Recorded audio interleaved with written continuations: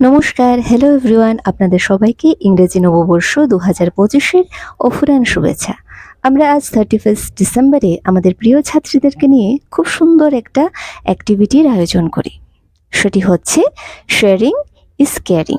তাহলে দেখুন আমাদের বাচ্চারা কি বলছে এবং অ্যাকচুয়ালি অ্যাক্টিভিটিতে তারা কি করেছিল। শুনুন পিয়ালির মুখে। নমস্কার, আমাদের পিয়ালি চক্রবর্তী। আজকে আমাদের স্কুলে আমরা সবাই নিজের নিজের হাতের বানানো যে যা পারে তা নিয়ে এসেছি। এখন আপনারা এখানে দেখতে পাচ্ছেন।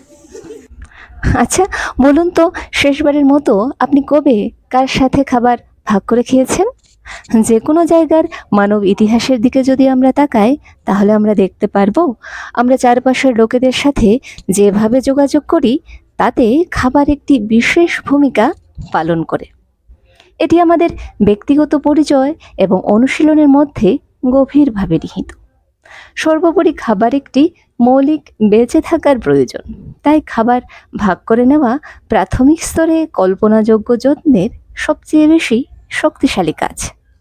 তাছাড়া বর্তমান প্রগতিশীল সমাজে যেখানে আমরা ব্যক্তিত্ববাদ ও আত্মকেন্দ্রিকতার দিকে খুব দ্রুত ছুটে যাচ্ছি, সেইখানে দাঁড়িয়ে শিশুদের মধ্যে ভাগ করে খাবার খাওয়া, সহানুভূতি, দয়ার গুণাবলী, এসব মূল্যবোধগুলি গড়ে তোলা অবশ্যই প্রয়োজন। এগুলো কেবল ব্যক্তিজীবনকে সমৃদ্ধ করে না, বরং এটি সহানুভূতিশীল সমাজ গঠনে অবদান রাখে। আজকের এই অ্যাক্টিভিটিতে স্পেশালি ক্লাস 11-এর বাচ্চারা অ্যাক্টিভলি পার্টিসিপেট করেছিল। তারা তাদের বাড়ি থেকে নিজ নিজ হাতে ইউটিউব ঘেঁটে বিভিন্ন ধরনের মজাদার রেসিপি নিয়ে এসেছিল এবং ছোট বাচ্চাদের সাথে সেটা শেয়ার করেছিল। মজার বিষয়, আজকে একজনের জন্মদিনও ছিল। তার তো সোনায় সোহাগা এবং ওকে পড়াশোনা করার জন্য ওরা উৎসাহ দিচ্ছে। তাহলে দেখুন কি সুন্দর একটা দৃশ্য। এ ধরনের অ্যাক্টিভিটি আমাদের বিদ্যালয়ে বা যেখানেই আপনারা সমবেত হবেন সেখানে আমরা এ ধরনের অ্যাক্টিভিটি অবশ্যই করতে পারি।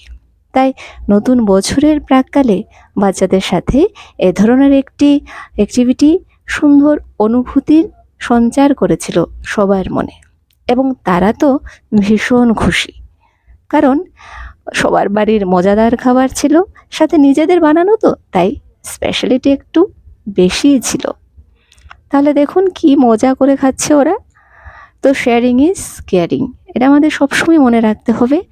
তাছাড়া এই নতুন বছরে বা আমাদের আগামী সময়ে আমরা যেন একটা সুস্থ সমাজ গড়ে তুলতে পারি। আসুন সহানুভূতি ও উদারতার গুরুত্ব আরও অন্বেষণ করি। আমরা সবাই যেন সুস্থ এবং শান্তিতে থাকি। Happy new year.